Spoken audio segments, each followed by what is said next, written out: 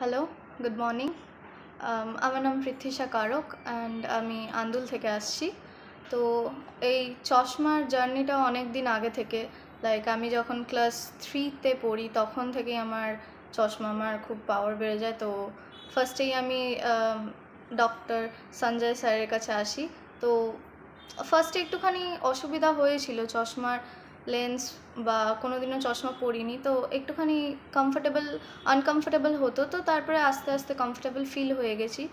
আর চশমার quality about lens and all, it's perfect. Like খুবই comfortable feel হয়।